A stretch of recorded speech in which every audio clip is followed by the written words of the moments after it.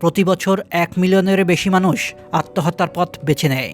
আত্মধ্বংসের এই বেপরোয়া কাজটি সম্পাদন করতে বেশিরভাগ মানুষ বিশ্বের কিছু নির্দিষ্ট সুন্দর স্থানকেই বেছে নেয়, যেখানে মানুষ খুশি মনে যেয়ে আত্মহত্যা করে থাকে।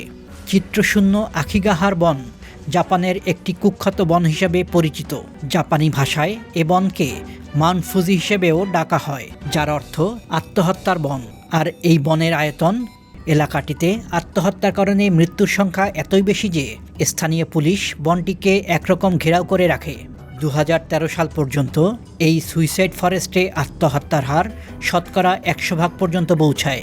এই বনে মানুষ যতটা না পথ হারিয়ে মারা যায়, তার চেয়ে অনেক বেশি মানুষ এই জঙ্গলে আত্মহত্যা করতে যায়। মনস্তাত্ত্বিক ডাক্তার স্যান্ডা সাঙ্গারের মতে, তাৎপর্যপূর্ণ ও সুন্দর জায়গায় আত্মহত্যার জন্য মানুষের মাঝে একটি আকর্ষণ কাজ করে। এটি একটি রোমান্টিকতা,